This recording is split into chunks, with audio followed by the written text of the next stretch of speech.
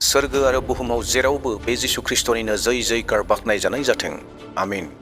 अनजाग्रा प्रियफोर साफ्रोमखौबो बासायगिरि फोरबो जिसु ख्रिस्टनि मुङै खुलुमदों आरो लोगोसेयैनो दिनैनि नैबे गोदान भिडिअनि गेजेरजों साफ्रोम नायगिरि नोंथांमोनखौ मस्ट वेलकाम बरायदों। दिनै आरोबाव बावनानै थानाय बाथ्राफोरखौ आरोबाव खनसे गोसोखांहोफिननो मोनसे गोदान भिडिअ लानानै फैदों, जेरावहाय जोङो जोंनि गोसोफोराव जोंनि खुगायाव गोबां बाथ्राफोरखौ सावरायो। बेनि गेजेरावनो जाहैबाय बेबो जिखौ आङो नोंथांमोननो बुंनो होननानै लानानै फैदों। बेनो जाहैबाय नोंथांमोना थोंजोङैनो थाम्बनेलाव नुनो मोनदों दि जे ख्रिस्टियानफोरा गय दंफां गायनो मोना, ख्रिस्टियानफोरा गय दंफांफोरखौ दानफायजोबनांसिगौ होननाय बेबायदि मोनसे थाम्बनेलखौ नोंथांमोना नुनो मोनदों। अनजाग्रा प्रियफोर, नोंथांमोना मोनथिगौ ना माखासे बोसोर आवगायाव, दिनैनिफ्राय फ्राय 20 बोसोर 25 बोसोर आवगायाव माखासे बेबायदिनो लिडारफोर, ख्रिस्टियान लिडारफोरा माखासे जायगाफोराव, माखासे मण्डलिफोराव हाबनानै थांनानै बेबायदि बुंहैदोंमोन जे ख्रिस्टियानफोरा गय दंफां गायनो मोना होननानै गोबां ख्रिस्टियान फोथायारिफोरनि गय दंफांफोरखौ दानफाय होदोंमोन आरो गोबां जायगायावनो गय दंफांफोरखौ दानदोंमोन।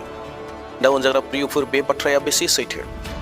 दिनै आङो जि बाथ्राखौ लानानै फैदों बे आंनि बाथ्रा नङा, आंनि खुगानिफ्राय ओंखारनाय बाथ्रा नङा। जे ख्रिस्टियानफोरा गय दंफांफोरखौ दाननांगौ होननानै बुंनाय बाथ्राया जाहैबाय जोंनिनो फोथायारिफोरनिनो माखासे लिडारफोरनि बाथ्रा, माखासे फोथायारिफोरनि बुजिनाय बाथ्रा, जेखौ दिनै बे भिडिअनि गेजेरजों रोखा जागोन जे जोङो थारैनो गय दंफांफोरखौ दानफायनांगौ ना जोङो दोननांगौ। बे बिसयखौ जोङो दिनै नायगोन आरो बे भिडिअनि गेजेरजों रोखा जागोन। दा बेवहाय भिडिअखौ जोबजासिम नायगोन जेन नोंथाङा गासैबो बाथ्राखौ रोखा रोखायै बुजिजोबो। आरो लोगोसेयैनो दिनैसो आंनि चेनेलाव गोदान फैदोंब्ला सोरबा, नोंथाङा अन्नानै आंनि चेनेलखौ साबस्क्राइब खालामना लागोन जेन नोंथाङा फैबाय थानाय समाव बेबायदिनो सोमोनांथाव इसोरनि बाथ्राफोरखौ खोनासंबाय थानो हायो, सोलोंनो हायो। आरो लोगोसे नोंथाङा मोनसे भिडिअखौ नायनानै लाइक होगोन। नोंथांनि लाइक होनाया आंखौ गोबां थुलुंगा होयो गोदान गोदान भिडिअ लाबोनो थाखाय। आरो लोगोसे नोंथाङा सानोब्ला बेफोर बाथ्राफोरखौ जोंनि साफ्रोमबो ख्रिस्टियानफोरा बे बाथ्राखौ रोंनांगौ, मोनथिनांगौ, बैसोरबो बुजिनांगौ होननानै सानोब्ला नोंथाङा बे भिडिअखौ शेयार खालामनानै होगोन। दे अब्ला समखौ आद्रि खालामाब्लानो थोंजोङैनो जोङो बाथ्रा फारसे आवगायलांदोनि। ख्रिस्ट' फोथायारिफोर, जोङो बे बाथ्राखौ मोजांसिननिख्रुइ मोजांसिन बुजिनो थाखाय आरो मोनसे सलुसनखौ मोननो थाखाय जोङो जागायजेननायाव थांनो नांगोन। जे जागायजेननायाव इसोरा माबायदि सोरजिदोंमोन आरो जोङो जिखौ सावरायनो नागिरदों एबा जोंनि थांखिया जे गय दंफांखौ लानानै, दा बेयावहाय बे गय दंफांनि सोरजिजानाया माब्ला जादोंमोन जोङो बे बाथ्राखौ नायदोनि। गिबियाव इसोरा माबायदि सोरजिदोंमोन आरो बबे सानाव बे गय दंफाङा सोरजिजाखो जों बेखौ नायग्रोदोनि। बे बिसयाव इसोरनि बोसोना जागायजेननाय 11:11-13 सिरिया ओरैहाय बुंदों, आरो इसोरा होनबाय, हाया गांसो, मैगं थाइगं, बेगर गोनां हाग्रा आरो बिथाइ थायग्रा बायदिसिना बेगर गोनां बिफांफोर उजिथों। अब्ला बिदिनो जाबाय, हाया गांसो, मैगं थाइगं आरो बेगर गोनां हाग्रा आरो बिथाइ थायग्रा बेगर गोनां बायदिसिना बिफांफोर उजिहोदों। आरो इसोरा बिखौ मोजां नुदों आरो सान हाबनानै फुं जानायखाय 3 दिन जाबाय। बेयावनो दं जि बिसयखौ जोङो सावरायनो नागिरदों, दंफां, फिथाइ थायग्रा दंफां उजिहोदों होननानै इसोरनि बोसोना जोंखौ मोनथिहोदों। देट मिन्स बै समावनो जिथु गय दंफां, बै गय दंफाङा बै समाव सोरजिजादों आरो बे समा मामोन? 3 सानमोन। बे 3 सानाव इसोरा गय दंफांखौ सोरजिदों। बेवहाय रोखा रोखा बुंदों जे फिथाइ थायग्रा दंफांफोरखौ इसोरा 3 दिनाव सोरजिदों होननानै। दा बेवहाय जोङो बेखौ बाथ्राखौ मोनथिनो हादों दि जि गय दंफांखौ दिनै जोङो जोंनि न'खरफोराव नुनो मोनदों, बे गय दंफाङा इसोरजों सोरजिजानाय। बे भिडिअनि गेजेरजों बिगियानगिरिफोरनि रिभलुसननि बाथ्राफोरखौ बुंनो नागिराखै। बिगियानगिरिफोरा आलादा आलादा रोखोमनि हयथ' बाथ्राफोरखौ बुंनो नागिरगोन, बबेजोंबा बुजाबनानै दं गोबां रोखोमनि दंफां, बिबार, फुल बागान बायदिसिना बानायनो हागौ बिगियानगिरिफोरा। नाथाय इसोरनि बोसोना जोंखौ बेखौ मोनथिहोदों जे 3 सानाव फिथाइ थायग्रा दंफांफोरखौ उजिहोदों होननानै। बै समावनो गय दंफाङाबो जाबाय। अनजाग्रा प्रियफोर, जुदि गय दंफांखौ इसोरा सोरजिदोंब्ला, इसोरा दानानै होबायब्ला, इसोरहा बेखौ दाना होनायनि थांखिफोर थागोन, बिसयफोर थागोन, प्लानफोर थागोन। उइदाउट प्लान इसोरा जेबो खामानिखौ मावा। इसोरा जोंनिख्रुइ सर्बशक्तिमान, इसोरा गासैखौबो नुहुरग्रा, इसोरा बयखौबो मिथिग्रा, इसोरा गासैखौबो बुजिनो हाग्रा।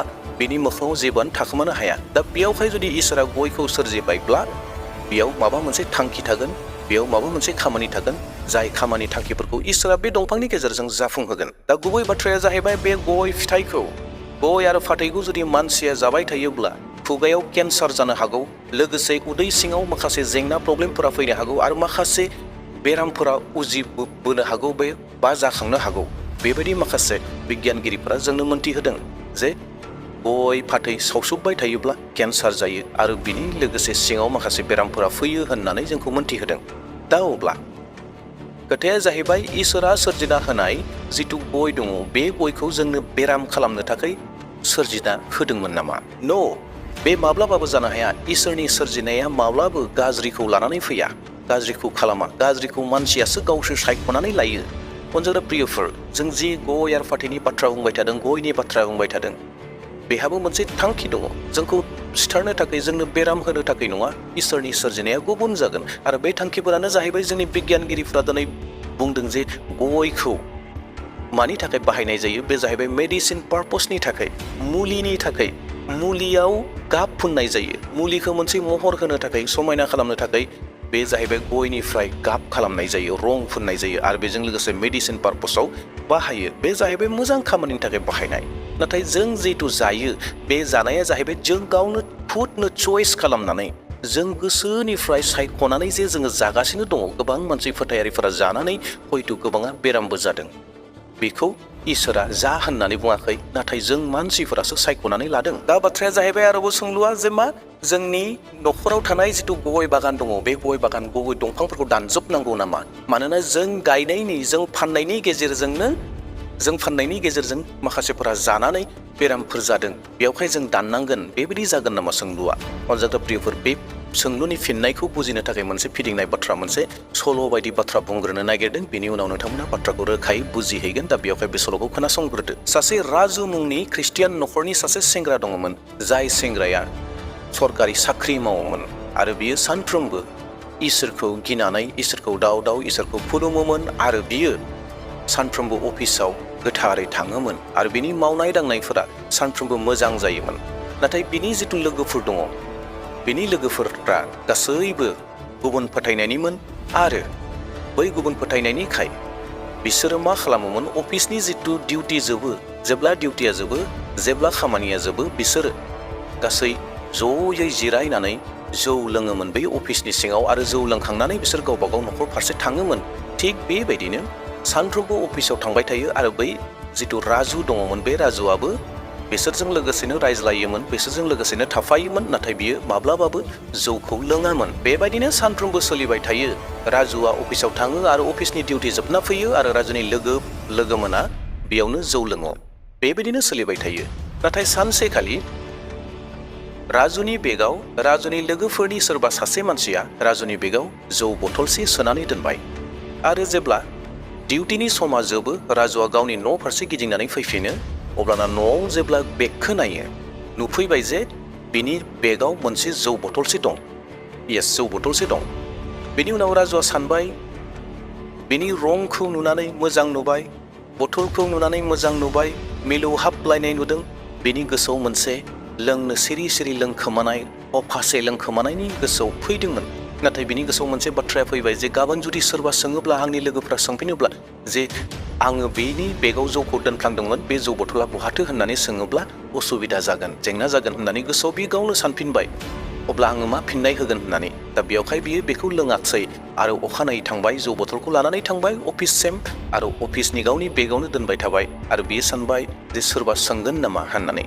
जौ बथल आं नोंनियाव दोनदोंमोन, आंनो हर होननानै सोरबा सोंगोन नामा होननानै सानदोंमोन। नाथाय रावबो सोङाखसै। बै दिनाबो थांबाय। बेनि उनाव सेकेन्ड दिन थांबाय, सेकेन्ड दिनावबो लांबावबाय बियो, सोरबा सोंनोबो हागौ। थार्ड दिनाव थांबाय, थार्ड दिनावबो सोरबा सोंनोबो हागौ।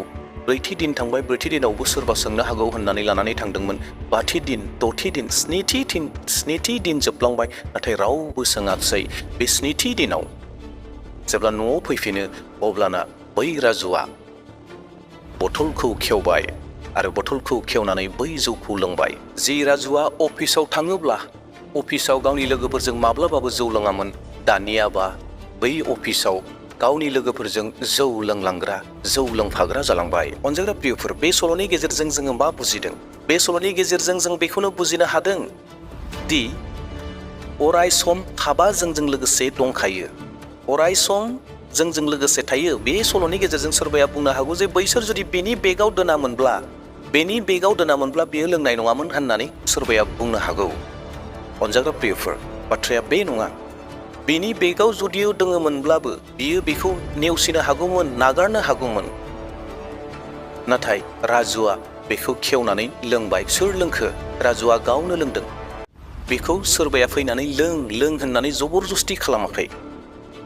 राजुआ गाव सोलोंदों। थिग बेबायदिनो सैताननि जिथु खामानिफोर दङ, सैताना अराय सम जोंनियाव गासैखौबो प्रलबन होनानै दोनखादों। नाथाय बेखौ लानाय लायैया जोंनि, बेखौ मावनाय मावैया जोंनि। जेरै आदम हावानो लागै जि फिथाइ दङमोन, बे फिथाइया दंखायोमोन। इसोरा बे फिथाइखौ दोनखादोंमोन।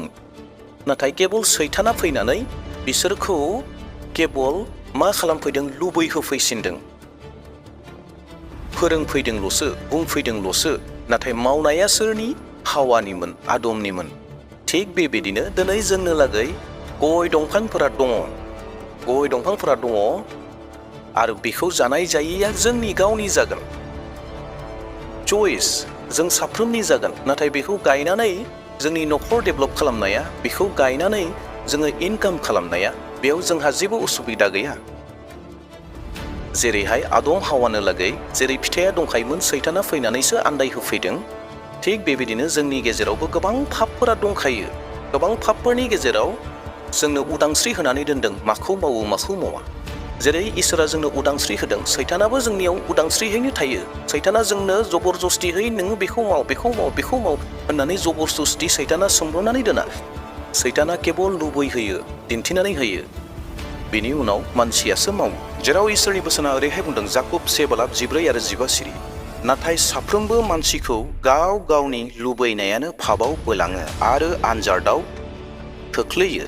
लुबैनाया थायोब्ला बिनो पापखौ उजिहोयो आरो पापआ राब्ला थैनायखौ लाबोयो। मानसिखौ पापआव खोख्लैग्राया सोर? बे जाहैबाय गावनि गोसोआनो। प्रियफोर, जों गोबां समाव सैतानखौ दाय होयो, सैतानखौ बुङो, सैतानानो बुरखायबाय, सैतानानो खालामबाय, सैतानानो मावबाय होननानै बुङो।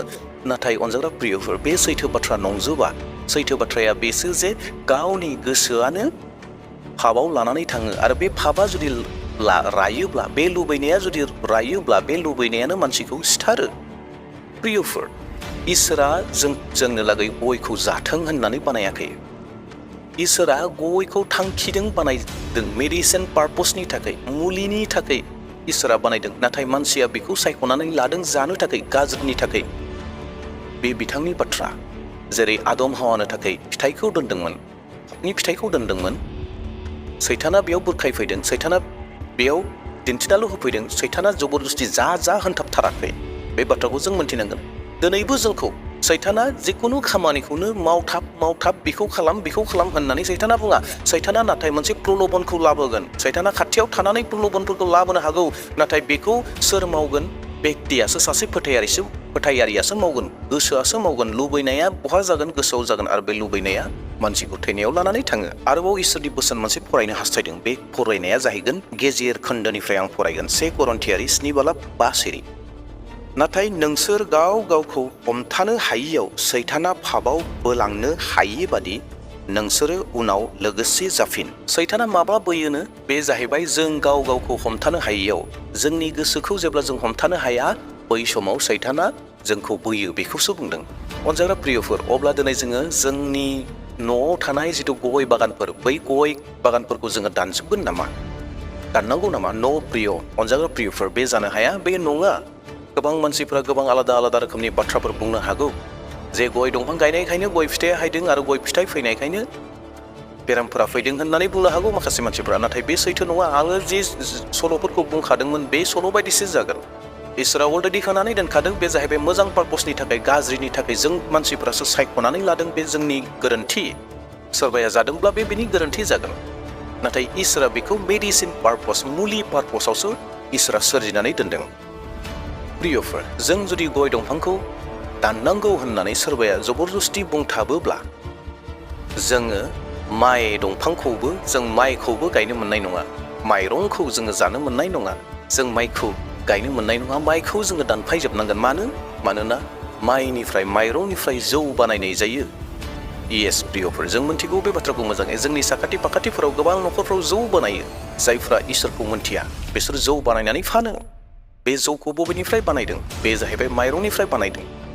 नाथाय इसोरा जौखौ माइरंनिफ्राय बानायथों एबा माइरंनिफ्राय जौ बानायनानै लोंथों होननानै इसोरा बानायाखै। इसोरा माइरंखौ ओंखाम जानो थाखाय जोंनि उदैखौ जोंनि देहा गोरा खालामनो थाखाय जों जे थांना थानायाव बोलो मोनो बिनि थाखाय इसोरा जोंनो माइखौ होदों जौनि थाखाय नङा नाथाय मानसिया बेखौ चয়েस खालामदों मानसिया बेखौ सायख'नानै लादों सोरबाया लोंदों आरो बेखौ लोंनानै मानसिफोरा थैलांदों बेफोर गासै बाथ्राफोरखौ बुंनायनि गेजेरजों आङो बे बाथ्राखौ बुंनो नागिराखै जे जों साफ्रोम बर' ख्रिस्टियानफोरा गय जाथों गय फिथाइफोरखौ जाथों फाथै गयखौ जाथों होननानै बुंनो नागिराखै बे बाथ्राखौ माब्लाबाबो दा बुजि गोबां समाव जोङो उल्था बुजिनानै लायो अब्ला जोङो साफ्रोमबो गय फिथाइखौ जानांसिगौसो अब्ला होननानैबो सोरबाया बुंनो हागौ नाथाय बे बाथ्रा नङा आं बेखौ बुंनो नागिराखै आंनि बुंनांगौ टपिकआ बेसोमोन जे गय दंफांखौ दानफायनांगौ नामा होननानै गोबां मानसिफोरा सावरायो गोबां मानसिफोरा बुङो जे जोङो गय गायनो मोना ख्रिस्टानफोरा होननानै आं बे बिसयावसो बाथ्राखौ लानानै फैदों जे जोङो गय दंफांखौ दानफायलायनांगौनि बाथ्रा नङा मानोना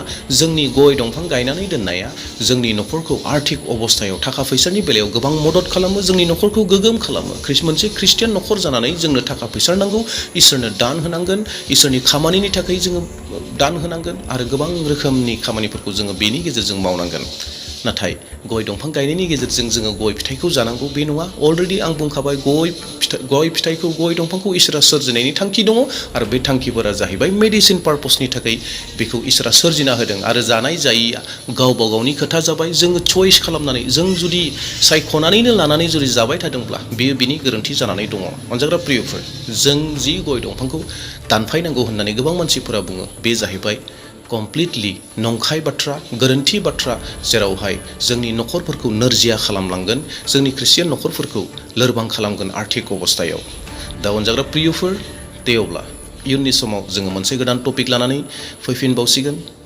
बेबायदिनो जोङो सावरायगोन आरो गोबां आशीर्बादफोरखौ लागोन दे अब्ला प्रियफोर इयुननि समाव फैफिनबावसिगोन प्रेज द लर्ड हालेलुया जय मसीह होननानै बयहाबो सुख शान्ति जाथोंसै आमेन होननानै बेसेयावनो दोनथ'बाय थेंक इउ